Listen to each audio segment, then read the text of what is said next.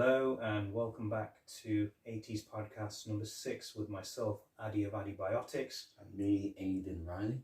Good afternoon, Aiden. Good afternoon, Addi. How are you? Not bad, my friend. It's raining. Well, we've got Storm Eunice to thank for that. Although the flowers are starting to bloom, so spring is on its way. We can only hope, brother. Yes. Although I do love the winter. You like hot weather, don't you? I'm a bit of everything. I mean, when it's cold, I like it to be warm. When it's warm, I like it to be a bit cooler. Yeah, I just like the cold. But I'm not one-tracked. It's abundant mindset. You've got the open mind. Abundant for mindset, all yeah. weather. Fair enough. Versatile. I like it. Thank you. So, as we mentioned, on this channel that we talk about classic 80s movies. It's not just trilogies and sagas that were created through the 70s and 80s. As well. We do the great standalones. So today we decided to talk about a good action movie. I even got this one to finally... Well, we want to watch it. It's like... Finally watched it last night, didn't you? And, yes, you did. I was really pleased with that. I loved it. And what was the film called again? So we'll give a little bit of the... Okay, so the movie is called Tango Cash, and it stars Sylvester Stallone and Kurt Russell. And now before we get into it, I just wanted to talk a little bit about it. I watched a couple of the interviews, like really old interviews of them when the movie first came out, and a lot of people were asking them, why is it called Tango and Cash and not Cash and Tango? Like, why is it not done in alphabetical order? And Stallone always joked about, it's probably on the level of IQ and everything. That's why I always beat this guy. And like Kurt Russell will just always laugh at it. He goes, they had so much fun making this movie.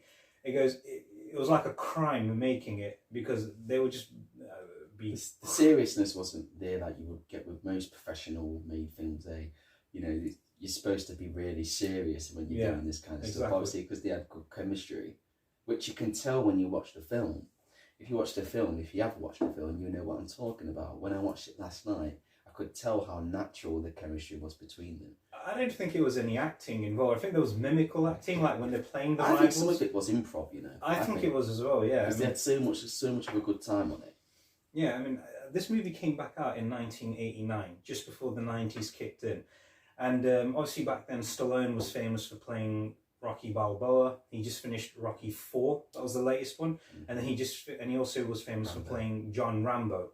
And the year before this, he had just finished Rambo 3. Didn't you do Cliffhanger as well? Cliffhanger was a few years later, in like early 90s when that one came out. Yeah. And we will talk about that one as well. That would be another good film. That would be another film. Yeah, that would be a good film. Another Stallone film.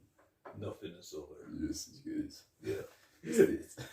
Yeah. No, hats off to him for being the legend that he is. He created a whole new...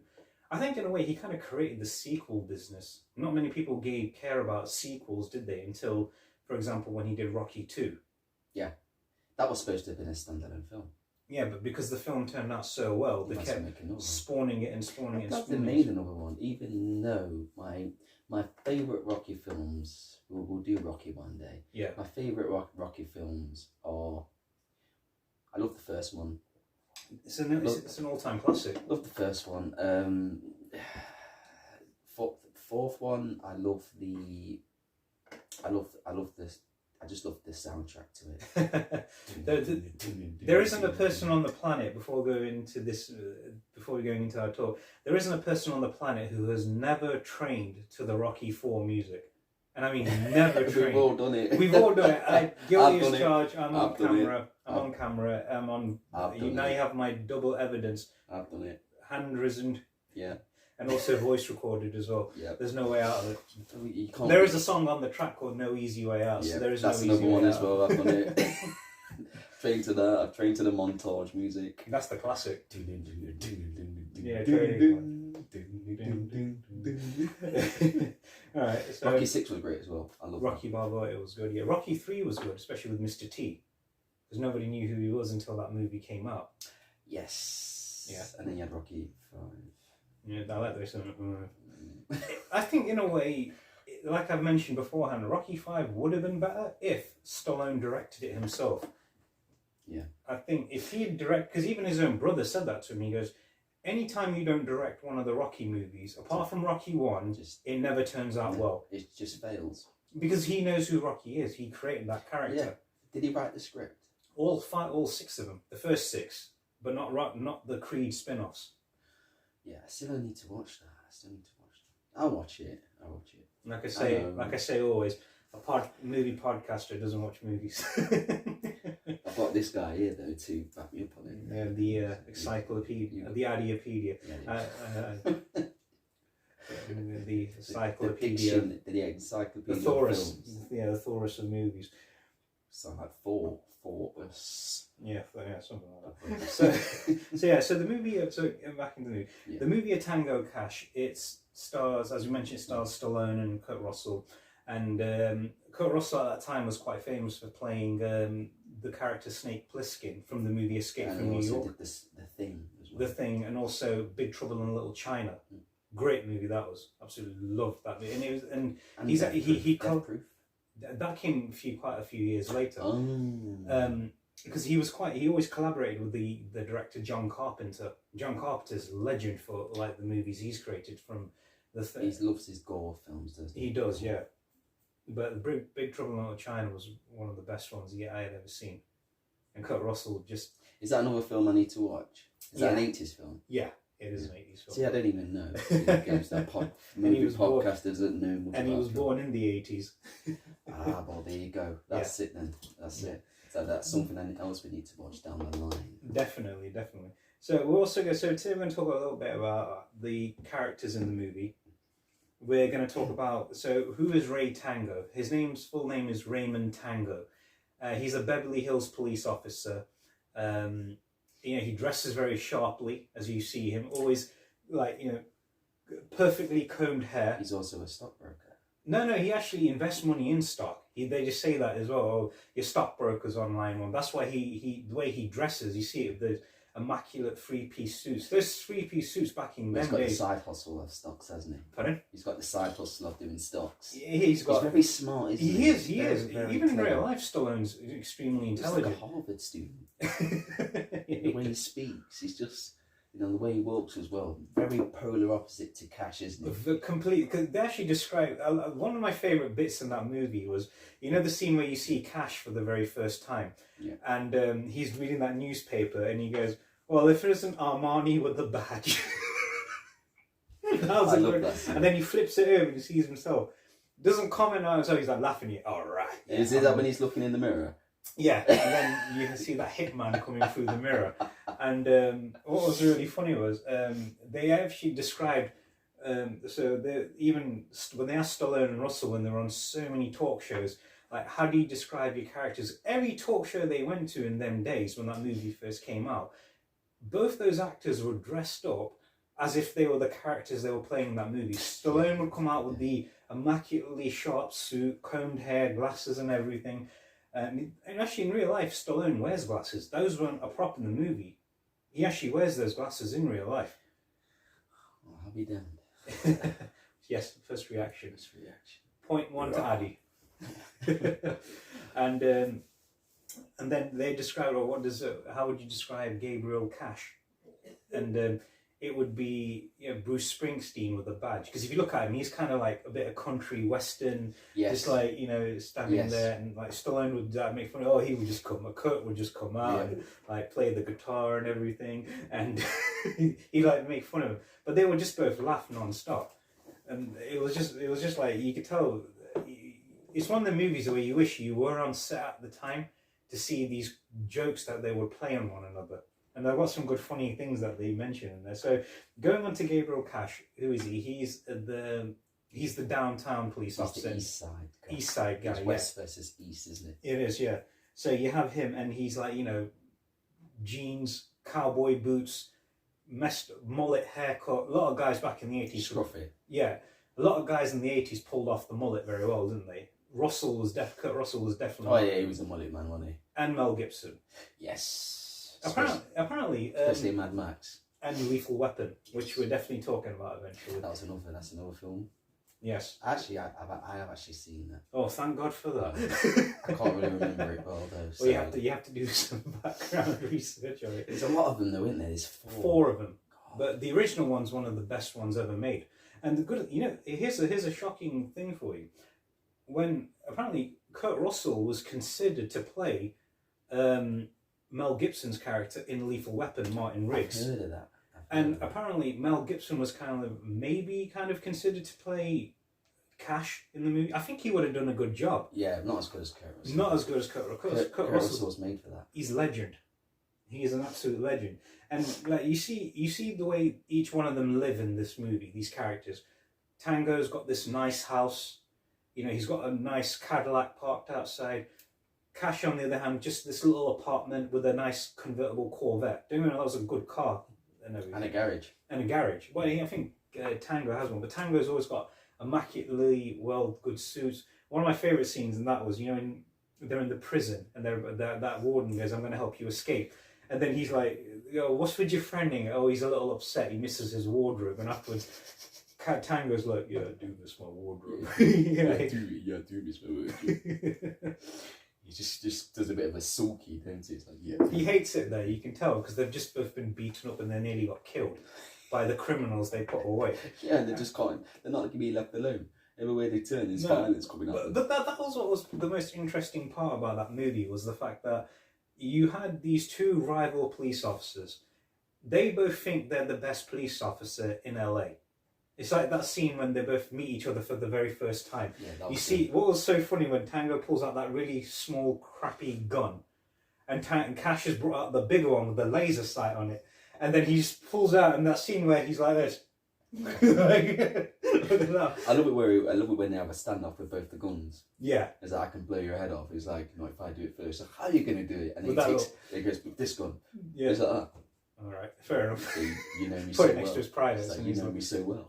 Yeah, and then he's like, "I hate you're the second best cop in LA." That's funny. I hate the same thing about you. I swear, they were without a doubt. Them two were some of the best on-screen teamwork ever. Yeah, without a doubt. I'm so glad they didn't do a second one. I was kind of hoping they would have done a second one. But I think films like that need to be, because it was so good. Yeah. Don't jeopardize it of being worse, because you don't know. I mean, where are they going to go? I mean, if they did it back in them days, because there would have been they're something. Friends now. Yeah. The whole point of it was them to be not friends and then end up being friends. Because they had no choice. Yeah. So what they're going to do now if they do a sequel? Be friends and then not be friends and be friends again? It's boring. It's not. And obviously he's going to be with his sister. Yeah. So it's going to be a bit. She was a very attractive lady, Terry Hatcher, who went off to play Lois Lane in the Superman TV series. Oh, yes, she did. Yeah. I didn't realise who she was at first when that Superman season came on. I mean, I had a massive crush on her. Well, she was awesome. She was a beautiful lady. Amazing. I mean, she was a beautiful lady. I mean, she still is even till today. Yeah. And I looked at her and I was like, who is this woman? And it wasn't until the end of the pilot of that Superman series called Lois and Clark. Well, in America, it's called Lois and Clark. Wait, is that the that's the new one, isn't it? No, where Dean Cain was Superman. Ah, yeah, the new one's come out though. Yeah, that one's called Superman and Lois. Yeah. And what this one is called, when I saw it at the end of that series, and I thought, this woman looks so familiar. Oh, she played Stallone's sister in Tango and Cash. Bang, there it was. And she was good in that, man. Oh god, that outfit she wore in the dance sequence. Yeah. And you can tell she had good training for that. Oh hell yeah! See the split. Oh. Mm-hmm. Yeah, and you can tell. Could you blame Kurt Russell for fancying his rival's sister? No chance. No chance. Blame Cash. But I mean, what was also cool about Cash was his little gadgets he would have, like the gun boots and. that scientist was incredible, wasn't he? Yeah, I liked that. Was a good character. That was. And okay, so the story, like I said, the story of that movie is basically, you have these two rival cops. One's immaculately dressed, one just throws on whatever he sees in the morning. One talks to his stockbroker more than his own mother. The other one just shuts up and gets the job done any way he can, even though he's been shot. The other one's a strategist. The other one's just getting loose cannon in a way. Loose cannon, yeah. Because he is kind of based on Mel Gibson's character in Lethal Weapon, if you look at it. Yeah, Martin Riggs. See why you would say that. He is like kind of like the hair, the loose cannon, where the other one's a bit more. I'm a bit smart, I'll kind of do things by the book, but I won't do things by the book. It's smart, clever, strategist. The other one just goes all guns blazing, gung ho, basically. When he steals that guy's car. and he just knocks the doors off. He's destroyed the guy's car. What did you do to my car? Welcome to America. Welcome to America. I think that was the kind of welcoming that guy was after. No, I think he would have gotten a plane home after that. He probably did, yeah. I would have done the same. And yeah, so they both get set up by the same common enemy. Correct. Perret, yeah, played by Jack Palance, who's passed away a long time ago. And they both planned the fact that, they've cost, Tango and Cash has cost this guy Perret millions in guns, drugs, and, other all sorts. Everything, really. He's cost them practically his old, quote, business. And then... Enterprise. Enterprise, yeah, sorry, yeah, better word of choosing. It's fresh in my mind. Yeah, good choice. I can remember a lot of the dialogue that is said. Yeah, and then he goes, and then you have the... And then, he goes, oh, we'll come up with a plan to get rid of them. But until then, they'll be behind bars. And then he sets them both up. But they don't know that they were meant to be there at the exact same time. But then... Yeah. There wasn't supposed to be, was there? No. Oh, so but then they just bump into each other, and then they find out they were both set up. even there, Tango's, again, immaculately dressed. Cash, just throw on the baggiest shirt I could find. I mean, that was the fashion back in them days, those baggy shirts. Yeah, because if you look at the old hip-hop and MC Hammer days, it was all baggy, wasn't it? Those pants. The baggy trousers, you had the baggy shirts. It was that dance he did. Oh, it was a legend. Yeah, but what also was funny was, like I said, and then they both have to team up together. And remember the tagline: 2 of LA's top cops. One thing making them worse is making them partners. And it's true; they have to have no choice but to make partners, and which was quite funny about it. And then you have Cash thinking that's Tango's girlfriend, and then he goes, "My sister." It's like, wait, what? Your sister? Is that your sister? It's like, oh, that's great. It's even better. Because he then knew he had a chance, didn't he? Yeah, I mean, you can tell in a way they kind of developed that respect for each other throughout the movie, especially that scene when they're in prison. And yes, that scene, one of my favourite scenes in that was the courthouse. Oh man, he ruined that, didn't he? Kurt Russell. Tango did all he can to smooth things down a bit. And then Cash is like... and you can tell the lawyer's like, no, don't say it. He's like, I'm alright. Yeah, I'm going to say it. So I was like, no. And he goes, let me just say something. This is beep. This is a... What are you thinking? And then what was funny was the whole courthouse and the coppers were laughing. Yeah, it was all clapping, wasn't it? No, he's right. He's right. And Tango's like this. Oh, just good. Oh my God. The way he says that. Oh. He's just stroking his forehead with his fingers. Like, I've got a headache now. But that was what was making the you can tell that balance between loose cannon, strategist, and you can tell Tango's very educated. Yeah, and the other one's just street smart. He is, yeah. You've got street smart and academic. Yeah. You've got 2 polar opposites, but they were opposites supposed to attract, right? Yeah. That's what they say. And it looks like they attracted in this film. The film was badass, wasn't it? It was definitely. I mean, I love one of my favourite scenes. Here are certain actors who nearly got casted for the role of Cash. I think in a way they wanted Stallone right away to play Tango. Yeah, he was an obvious choice. I don't think anybody but Stallone could have played that role. It's like nobody but him could have played Rocky. Nobody but him could have played Rambo. They actually originally, this is what's going to shock everyone. They actually originally wanted Patrick Swayze to play Cash. No. I think in a way he could have been okay, but then he turned it down to go and do the movie Roadhouse. No, I don't see it. I really don't see Swayze as the as Tango. No, it's Cash. Oh no! No, I think in a way, because think about it, he was another actor who could pull off the mullet. Yeah, but I don't think he had the personality to play Cash. I don't think he would have suited the the abrupt scene where he goes all out in the courthouse. Yeah. I don't think he would have done it as good as Kurt Russell. I didn't want to have been as funny. It wouldn't have been as funny, because if he did do that, you'd be like, okay. Oh, it's Patrick. Yeah. It's the same guy from it's the same guy from Dirty Dancing, the same guy from Ghost. Yeah, that's another thing. I don't think he would have got the same respect because of Dirty Dancing. I think Dirty Dancing came out after Tango and Cash. To be honest with you, I've never seen the film. Alright, fair enough. Don't really want I'll forgive you for Don't that. really want it. It's like not seeing Magic Mike. Alright. Is that really? Fair enough. Yeah, apparently there was a rumour back then that they had even Arnold Schwarzenegger to play Cash. You know, I think that Schwarzenegger would have done okay. As Cash, I don't know, because he goes... Tango? He would have done more alright as Tango. No? No, I think in a way Stallone was made for that role. Yeah, but, not because saying that as a big fan. Yeah. Right, not saying that as a big fan. But if you look at... In a way, because they said that the rumours were fake. They were just trying to get them two action stars in one movie together. Because remember, back in the 80s, they were competitive with each other, weren't they? They were like... Oh, that was huge. Stallone would do Rambo, Schwarzenegger would do Commando.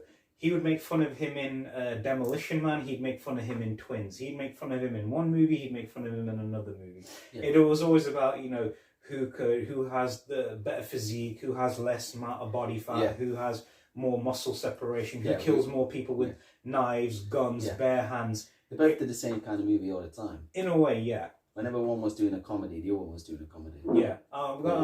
When we talk about the Stallone versus Schwarzenegger rivalry episode, I've got some funny stories for you to tell. We'll wait for that. You heard it yourself, everybody. That'll be a special episode. Okay. So also, before we continue on, I've got a couple of shout-outs I'd like to give to people. First one was Will, for getting the answer right. Our friend Will. Je ne sais quoi. Yeah. Oui, monsieur. Oui. And other one is Nairobi, the same brother from my gym. And he bumped into me last week at the gym, and again, showing his support, showing his care. Nothing but respect, bro. Thanks, mate. Appreciate that. Cheers, thank you. And I'll see you back in the Iron Jungle pretty soon. We'll be clanging and banging. Iron Jungle. Clanging and banging. That's what it's like when I interviewed the various... I like that, clanging and banging. That's great. When I interviewed the architecture lecturer for my other show, Chat Over Coffee, he calls it that as well. I love the clanging and banging. It's like music to my ears, his exact words. I did some of that today. I did strength workout, dumbbell cardio. Yeah. Dumbbell cardio. Yeah. Oh, man. It's good. You slam the dumbbells down. Yes. You see it. Love it. I do that sometimes as well, but it helps. It's all about getting yourself back into it, though. Definitely. And then now I'm back into it a few months. I'm more confident now to use the dumbbells. And then later on, I'll do the others. Just slowly but surely getting back into it. Yeah, well, that's good. That's good. You have to slowly build back. There's no point going all out and then injure yourself, is there? No chance. No chance. Just foolish. And also, the other actors who were supposedly auditioned for the role of Cash. I've got the list right here as well. And you can say either yes or no to these people, right? If you think they could have pulled it off or they could not have pulled it off. Okay. But it's entirely up to yourself. So yeah. Okay, so you had Pierce Brosnan, the guy who went on to play James Bond. No, I don't think he would. Kevin Costner, maybe. Back then, maybe he could have pulled that role off quite well. No. 50-50. Mel Gibson, I think he would have done a good job as Cash. I think he would have done great. Done all right. Don Johnson, who was famous for Miami Vice back then days. Yep. Definitely, because him and Stallone are really good friends in real life. It would have been he played a cop in Miami Vice, so he's playing a cop again. So why not? And Bruce Willis. No, I don't think Bruce Willis, because if you look at Bruce Willis, who did he go on to play more famously? John McClane in the Die Hard movie. Yeah, so he wouldn't have got that film if he would have played Cash. No, definitely not. So yeah, so it was quite good. He probably wouldn't have been interested in the film if he played another cop. Yeah, because then you end up every actor gets the fear of being typecast. It's like, for example, a guy who's always playing a martial arts actor. It's like Harry Potter. Yeah. In a way, but this was way before that. Yeah, but that's the thing about it, isn't it? That you will always, forever, eternally be remembered for that character. That character, you're like, hey, it's Harry. He's like, no, I've played other films as well. Yeah, but you'll always be remembered for that film. Yeah, because no other film will come up trumps compared to that film. That's the thing, isn't it? Yeah, that is true. And all right, so then we're going to go into some real life references. Now this might shock you again, but I've got the reaction ready then. Okay. All right. So in the scene where Tango and Cash are escaping from the prison, and they're ziplining across the. I liked that scene. I love that scene because there was no special effects, no CGI. It was raw and authentic, quite savage, I would say. Yes. And there was a scene where Cash is already gone and he's jumped over the wall. And then you had Tango's being beat up a little bit by that one prisoner. Yep. And then on the other funny side was when he slides across and he drops down and he hurts himself and he goes, "Oh, that was fun." And Cash is like, "What'd you do? Stop for a coffee in a Danish?" And he goes, "I hate Danish." At that time, he had just divorced the Danish supermodel he was married to. That's where that reference came to. Ah, that's great. He goes, "I hate Danish." He was referring to Brigitte Nielsen, his wife at the time. You remember seeing her, don't you, in Rocky IV, who plays Drago's wife? Yes. He was married to her. Oh, wow. The 6-foot beautiful lady. She was amazing. She was, yeah. She was strong. She was tough, though, man. She was. Well, yeah. She was a beautiful lady, but they only got married for 2 years and then they were divorced. It's not really long, is it? No. Not long for a marriage. So that's where that reference came to, him referring to his recently divorced wife. And he goes, and even afterwards, they were like, he just had an active dating life. Women would like, go and after him. They was probably throwing themselves at him. The guys Rocky and Rambo, man. Yeah. Come on. He's gonna get all him and Arnold. Arnold was just married at the time. Yeah. Actually, Arnold was more stable in his marriage. Yeah, he was. Until he admitted what he did. With the nanny. Was it the nanny? Oh. Yeah. Yeah. Have you seen his son? Yeah, it looks exactly God. It looks like him, yeah. He's a giant. I think he's bigger than Arnold as well. I don't know. Arnold's taller. He's taller than Arnold. Arnold's 6'2". Yeah, but I think his son's over 6'2". I think so. God, man, he's hit the gym now. I think. Yeah, we have. Yeah, when you're the son of Mr. Olympia. Yeah, you need to. You have to. But those two were getting.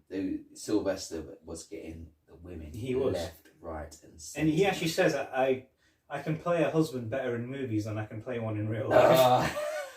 And have you seen his daughters? Yeah.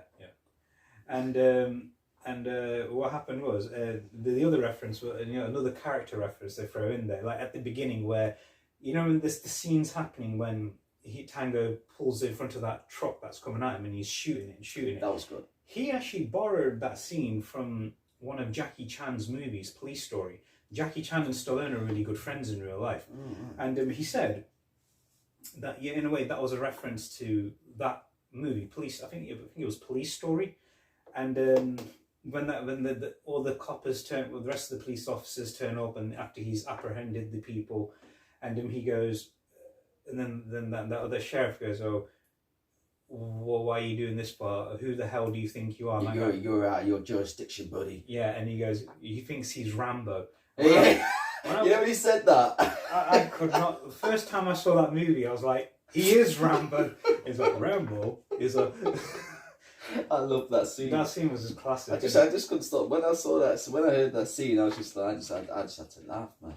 It's because that's what you just said there. He is Rambo. That's what I thought as well. I was like, he is Rambo. What are you talking about? I still haven't seen that film.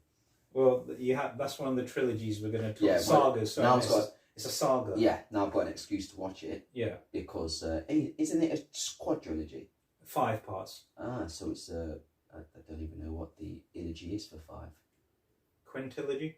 Quintuple, isn't it? I don't know, something like that. Just call it a saga. Just let us know in the comments what it's called. Yes, please. So, yeah, and then... So that was interesting, because they referred those real life references and everything like that. And then what was really funny at the part was when you see Cash for the very first time, and he's standing in front of that mirror admiring himself. Then you have that hitman coming through. Yeah. That's that hitman was Philip Tan, and he's one of the most famous legendary stuntmen on the face of the planet. He's done movies. He's been in the original Batman movie. I think he's done the Michael Keaton. Yeah, the Michael Keaton movie, and he's been in Lethal Weapon. He's done like quite a lot of the stunt choreography. He's in Lethal Weapon 4 as well, And his son, Lewis Tan, was in the recent Mortal Kombat movie. I haven't seen it. I don't Yeah, really the want guy to. who plays the... I've heard it's terrible, that film. I didn't mind it. Well, like I said, we'll refer to that down the line. Yeah. Yeah. Yeah. And so that's Lewis Tan when he did this jump where he had to jump out that window, land on the car. That was great. Land on the road, and he's just basically Cash is chasing him, isn't he? They said he had to do that take 2-3 times. Like Kurt Russell tore his hamstrings. Yeah. You can see though, can't you, that how damaging that would have done. Yeah. You know, because to land like that, and I won't be able to. I mean, yeah, okay. I don't think I would have injured. I would injure myself, but I think you would have broken something. It's the fear of going. I think I will leave this. Yeah. I'm going to leave this. Professional. I'm not going to professional. bother jumping out that window. So Philip Tan. Like I said, he's very well trained in Taekwondo. I think in Muay Thai, he's trained his son quite well, and I think he even trained the actors for this movie too. And you could tell how effective he is and how light and fast he could move, and he had some good running form as well when he was running down the street. And then you see him pulling up on the truck, and then all of a sudden you had Kurt Russell stealing the car, and he's going after him through the police, get out. And then you see him again in the courthouse scene, and then the guy's not, I can't speak English. He's like, Americans speak English. Yeah, he says that, which is quite funny. That's when he goes all out again. That's also really good acting from Kurt Russell in that movie. I mean, he's not just Snake Plissken, who you saw him from Escape from New York, but he's a really good actor, I personally believe. And he went on to play Ego in the Guardians of the Galaxy movie. Yes, he did. And then even Stallone's in that movie. Too bad they don't have no scenes in that, because that would have been a good little reunion between them. Yeah, wait a minute. Is he? Stallone's in Guardians of the Galaxy too. Oh my god. I can't remember. Yeah, he was. Gosh, that's something. They should have done a scene together. They had to, yeah. But they saw each other again on the red carpet, and they were just standing next to each other. And oh no, he's my favourite guy. I couldn't find anything bad to say about him. Everyone was always asking, what was it like working with each other? And they were like, oh, it was just a laugh marathon. I mean, the amount of stupidness that we did should be classed as illegal. And you could tell. Especially when it's work. Work should not be that fun. Yeah, exactly. You could tell how much of a mad laugh them two had on the set. But the funny references, I didn't realise, obviously going back to that scene where he goes, oh, I hate Danish. I didn't realise that until years later what he meant by that.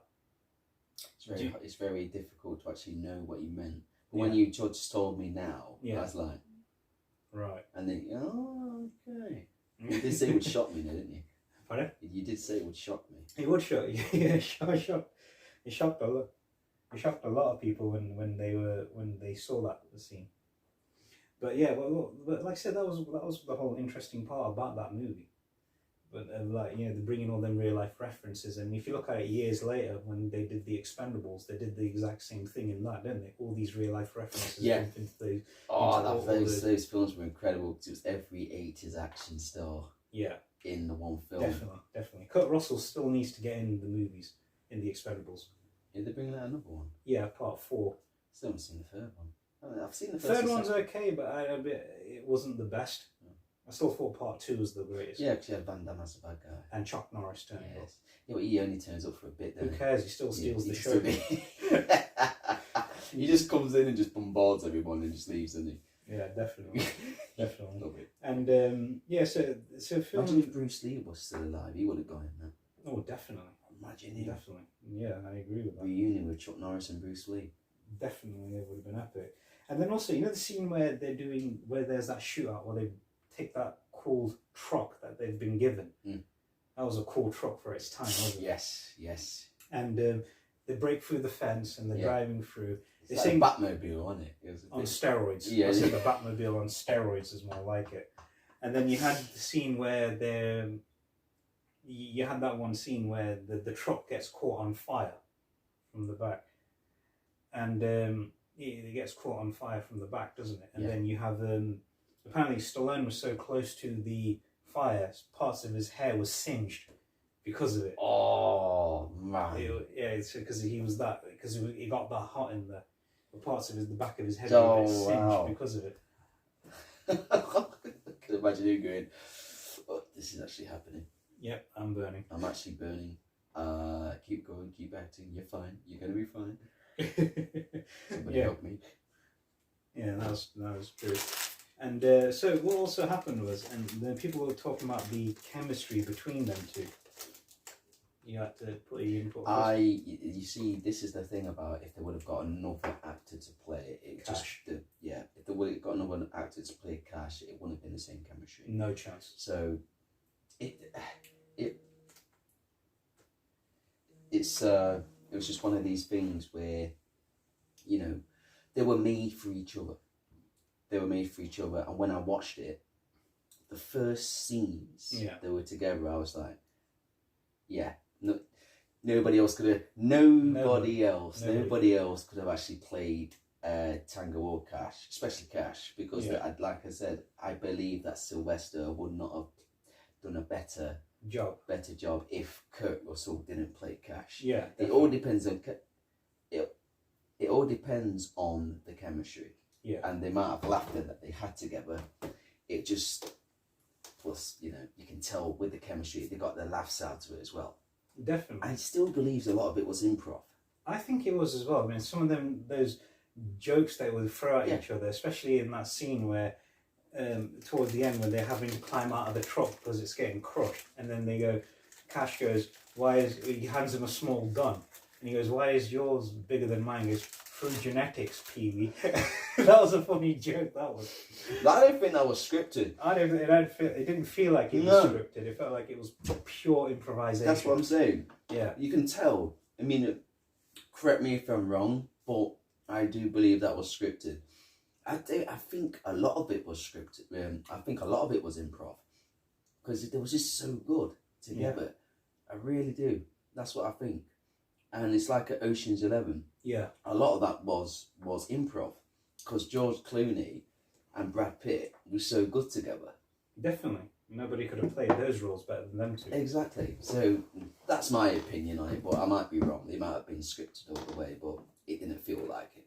No. So, as we were mentioning about the chemistry between them two, like you can tell they were just good friends off set, and it was brilliantly brought onto set as well, wasn't it? Yeah. Which was just absolutely epic. That's the importance of you know, working together. Doesn't matter what industry you're in. If you work well together, you're gonna have a better productivity, aren't you? Really? Yeah, you are. Because you can't just. I mean, you've had moments in films where you can tell that they don't like each other. Yeah. And then you think the film just ends up being worse, but because they really got along with each other, it's like that made the film better. A lot better. Yeah, it was. I mean, because that was what was quite interesting, the fact that when you could sense the fact that some of the jokes that they were saying in the movie wasn't even improv, was it? It was all basically it was improv, but you could tell the chemistry was just absolutely next level. Yeah. And then when I watched some of the interviews when they came on to talk shows, obviously doing the research and everything like that, one show, do you remember the talk show host Arsenio Hall? Yep. Who was famous for playing Simi in the Coming to America movies. Yep. There was a funny scene in that. Oh, it was him, wasn't it? Yeah, Simi. It was funny he was in those movies. We will talk about that one as well. And what was really funny was they were talking about, even he was the one who mentioned it. He goes, why is the movie called Tango and Cash, not Cash and Tango? Because I know in the alphabetical orders, C comes before T. And that's where Stallone goes, oh, it's probably on the levels of IQ and everything like that. And then they were like talking, oh, what was it like? So obviously, Sly, you're known for your physicality, your physique and all that stuff. But Kurt, did you train as much as him? I don't train at all compared to this guy. When I found out Sly was in the movie, I knew I had to get in shape. And Stallone's like, yeah, he had to wake up every day and wash his face with waffles and put maple syrup in his hair and all that stuff.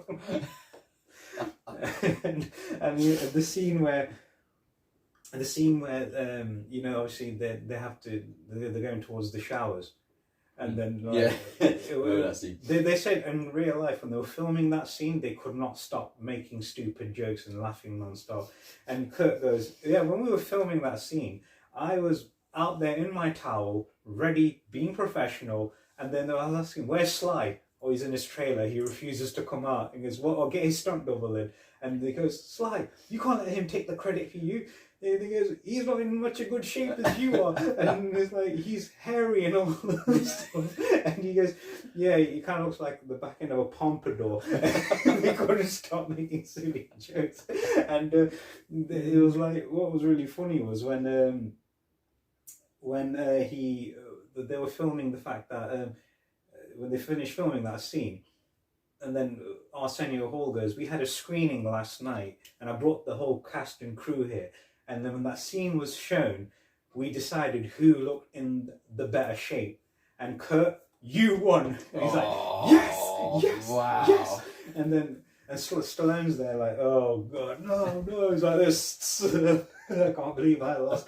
And he goes, I'll tell you one thing, Kurt puts a lot of effort in those buns.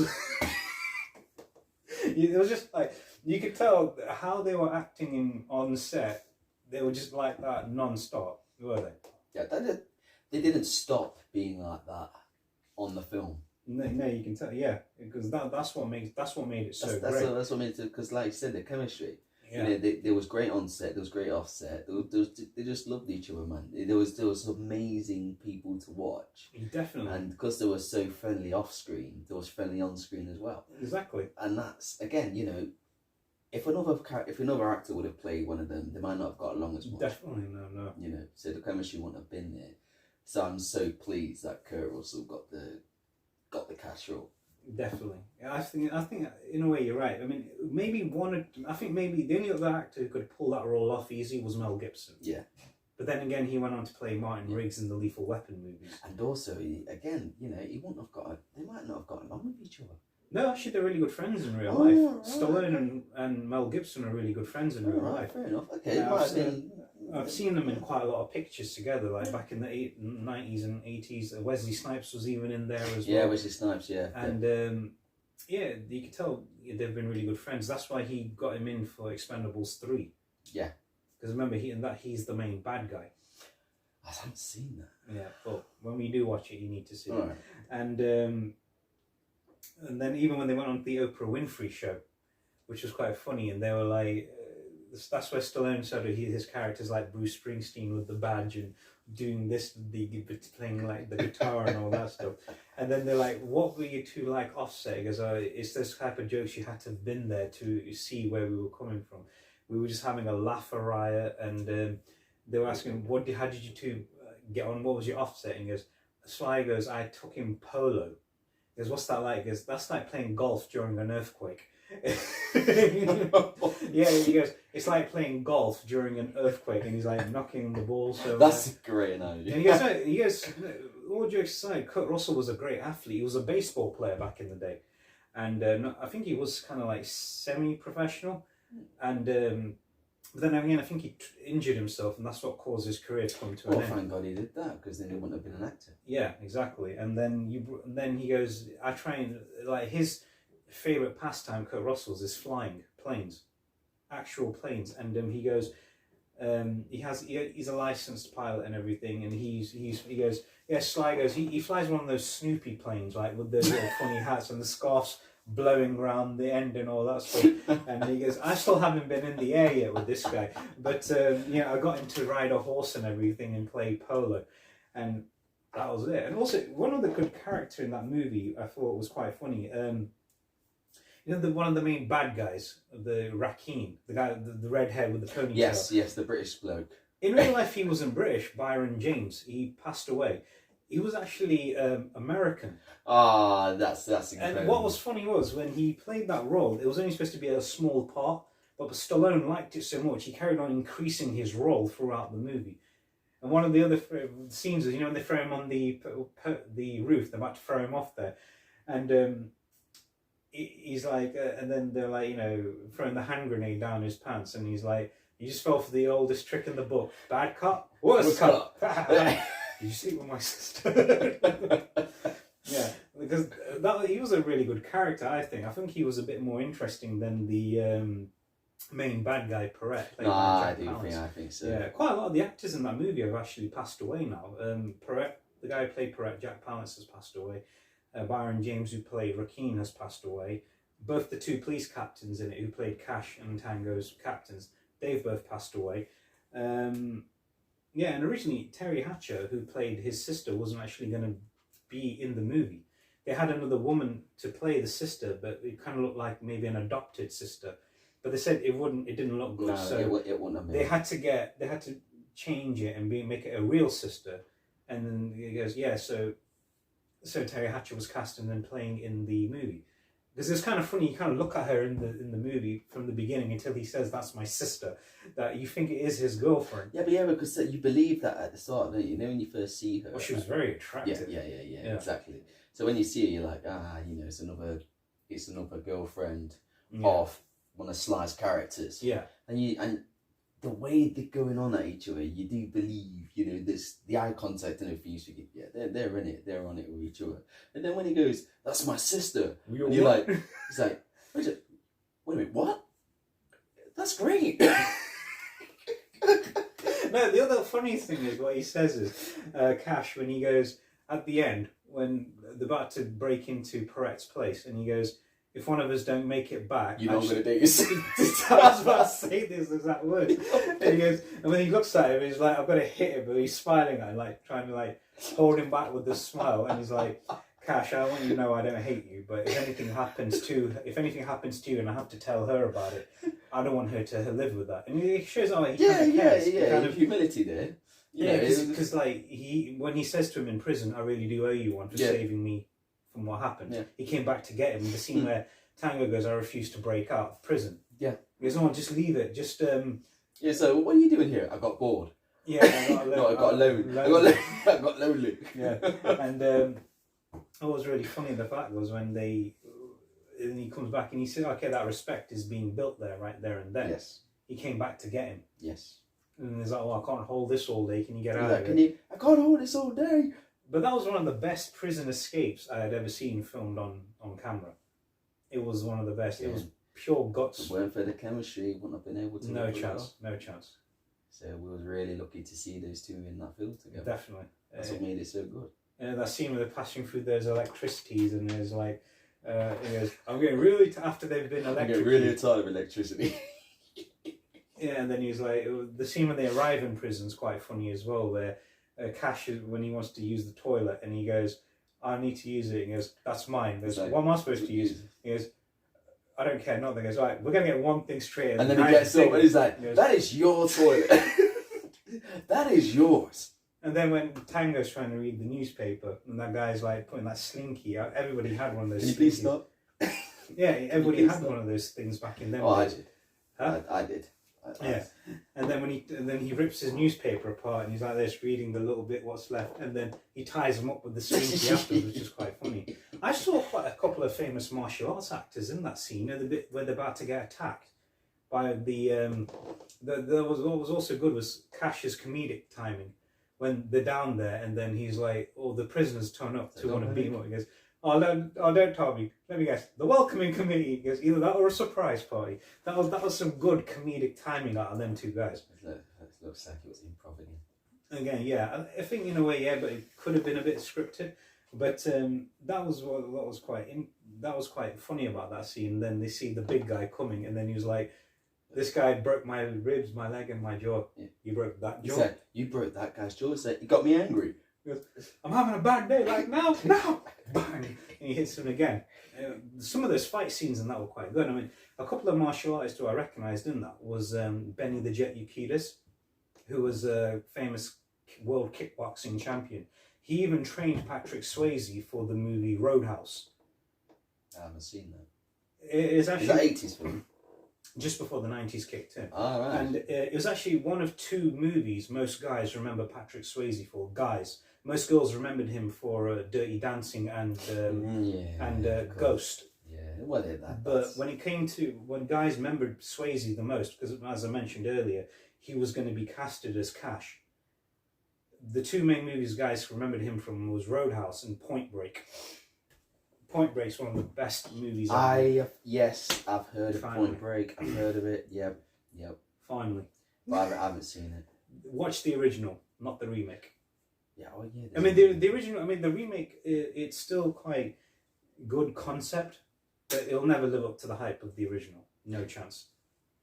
The original's always better. Of course. Very rarely sometimes is a remake any good. Eh? Rarely is sometimes a remake No, any it's good. not. They never. I really do not believe. It's like the start of a saga. The first one, like Rocky, yes, is always the best because it's fresh. Yeah. It's a fresh character. No one's ever seen that before. And the writer is fresh on it as well. You go, okay, the excitement is there. I'm going to write this story to the best that I can, so it makes it great. Yeah. Rocky is the best. It's the best Rocky. Yeah, definitely. For me. Definitely. I mean, I don't know what anybody else thinks, but I do believe that it's the best Rocky. Yeah, definitely. It's the original. You can't beat the original. Like, they do a remake. Sorry, but the original, especially when you grew up in that era and you remember seeing it as a kid, you're gonna have that sentiment to it. It's gonna be better. For sure. It goes without saying. But yeah, and like another good scene was the fist fights that happened towards the end when they go back to get revenge and they find out his sister's been captured, and Tango's like, all right, you got me, let her go, and Cash is like, no, I'm gonna blow his head off, and he's like, no, and then Cash wants revenge on him. And like Tango puts up a pretty good fight, I would admit. And Cash, so does Cash. At that point, Cash has been shot in the arm, hasn't he? Because he saves his life. I love it. It's like I've been shot plenty of times. Like, stop. It's like what's it? Stop complaining. No, stop complaining. And then what was even funnier was the other scene where at the end after they get out, and he goes, "There's a whole new lot of pollution in the air tonight. They call it Perret." and then he goes, she's like, "Are you all right?" He goes, "Yeah, I nearly lost my arm. I can't have saving him and your brother." And he's like, "Oh, it's a scratch." He goes, "Done for me. I took that hit." And she kind of bridges them together as well. She kind of just says to them, "Why don't you just admit that you two work well together?" And he goes, "I still earn the right to date your sister." He goes, "Over my dead body." Deal. Bang! And that's the end. That was it. That's the end. That was a great ending. See, that's why there can't be a sequel. Yeah. Because it was a great ending, man. It was. You can't beat the first one. I'm sorry, but you can't. You can't make a sequel out of it. No, you definitely can't. But that was It was one of my favourite Stallone movies of all time. Okay, while we're on the subject, what is your 5 favourite Stallone movies? You can do 5 favourite Kurt Russell movies as well. I'll do the same. Well, I admit I haven't seen that many Kurt Russell films, but I'll tell you my Sylvester Stallone ones. Okay, if you can do 3 Kurt Russell movies, then that'll be fine. All right. Start with Kurt Russell if you like. Okay. Cash. Death Proof. Okay, yeah, good choice. The Thing. Okay. And can I go on to Sylvester Stallone there? You got one more on Kurt Russell. No, Tango Cash. Done. Right, now it's Stallone. There's obvious choice, isn't it? And Stallone, Rocky 1. Definitely good choice. Yeah. Expendables 1. Yeah, good one. Rocky Balboa. Okay. Yeah, that was a good story to that. Yeah. Yeah. It comes full circle. Yeah, his does, and then Creed comes straight after. Exactly. And then I've seen a lot of Sylvester's films. It's just picking the right one, the one that you like the most. Ones. Those are my 3. Yeah. And those were my 3 of Kurt Russell's. Okay. So you do a top 5. Oh, I have to do 5. Okay. All right. You're top 3. No, I'll do 5. I don't mind. You're more of a machine. You're more of a film machine than I am. Yeah, I print them out as it goes along. And okay, so my 5 favourite Kurt Russell movies. If films were food, I think you'd live off them. Maybe, yeah, I don't know. Backdraft, where he plays the fireman. It's just Kurt Russell. That's Kurt Russell, yeah. Also had this movie he did called Big Trouble in Little China. Okay. That was a really good movie, that was.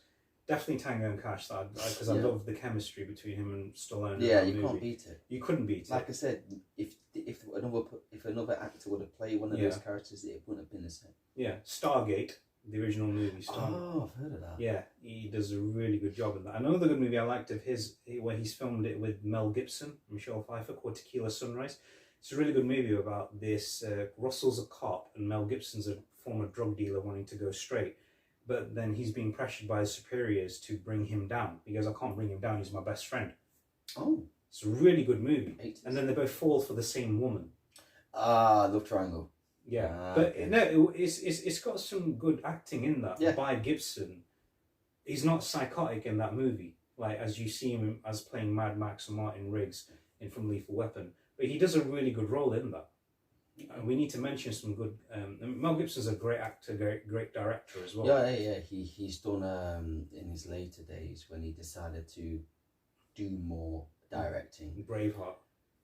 Yeah, that's that's you can't beat that movie. No, it's and so my 5 favorite Stallone movies.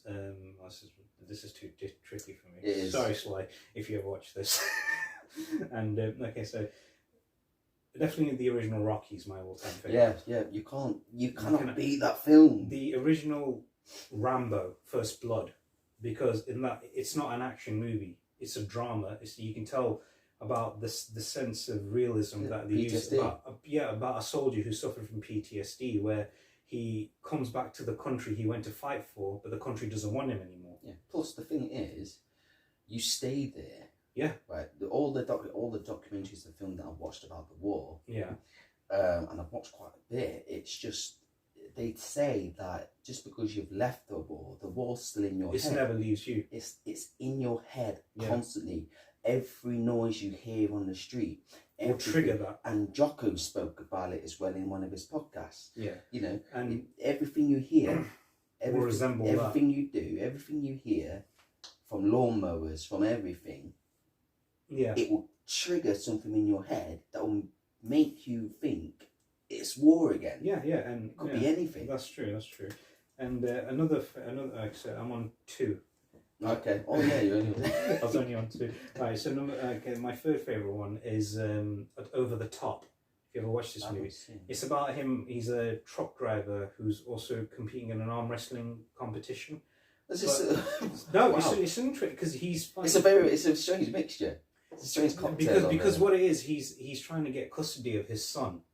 Oh, so you got that involved in it? Okay. Yeah, but he does some really good acting in this movie. Truck driver, arm wrestler, and a dad fighting a separate father. Yeah, a father who he wouldn't say abandoned, but he was told to leave. Oh. And that was a good one. See what I mean? The guy just knows a lot about. And then you had another good movie he did where he does some really good acting in it. Assassins. It was him and Antonio Banderas. But I like him. I like Antonio Banderas. It's good because they're both rivals. In boots. Wait, this was actually the very first movie of him I ever saw. Antonio Banderas. If you've seen this, he's actually really good in that movie. He kind of steals the show in a way, I would say. And my last favourite one was a movie called Escape to Victory. It's got him and Michael Caine in it. Michael Caine? Yeah, and Michael Caine. And so many famous footballers at the time, like Pele, Bobby Moore, a lot of people famous in that movie. And this is another... Wow! Yeah. Sylvester Stallone then. In that, Stallone's the goalkeeper. But it's quite funny though. There's so many... I'm not making it up. Seriously, go on in and have a look at it yourself. I'll have to watch that. Yeah. Bobby Moore's in it. A lot of famous footballers in that. So that because in that he's 1966 captain. In that he's not Rocky. He's not Rambo. He's a prisoner of war. He lost a lot of weight for that movie. Because he couldn't look like an Olympic boxer if he's a prisoner of war. That's the thing about acting as well, isn't it? You put on a load of muscle for a film and then you go into another role that doesn't have that body at all. It's called method acting. Yes, method acting, yes. Yeah. A lot of it. Dangerous stuff though. I've actually tried it myself, and to be honest with you, it's actually quite... You don't realise you're doing it until the job's completed. Unless you are...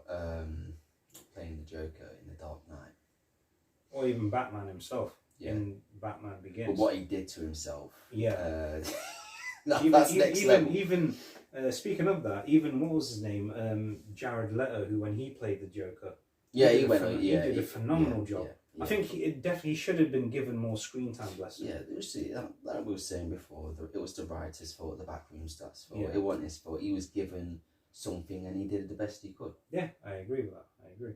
And he did look badass in Justice League. Yeah, You saw his Joker in that. Definitely. Oh my gosh. I agree with that. Anyway, tangents. What Tangents, was the tangents? So yeah, so that's all the time we've got for today. I just want to say again, thank you to Aiden for joining me today. You're welcome, anytime. And we definitely next week we're going to be hopefully jumping back onto another part of a trilogy we were mentioning. And again, keep bringing out the names. If there's any movies you want us to kind of recommend, yes. you want us to recommend any. If you want to recommend your movies for us to do references, comment throw them in the comments below. We'll be happy to do that, or you can drop us a DM on Instagram. That's no problem. Yes. And got any questions? Yeah, if you got any questions, by all means, we can do that. If you want to be kept anonymous, by all means. You want to have your name shouted out, by all means. Yeah, it's been absolutely great, Aiden. So I'll definitely see you again next week for another part, episode 7. Episode 7. And yeah, let's just make a podcast out of it, why don't we? Well, let's do that. Yeah, so this is Addi. I mean, and we'll see you next time. And always remember, the 80s rocked. They do rock. Thank you, my friend. Thanks, brother. Have a good one.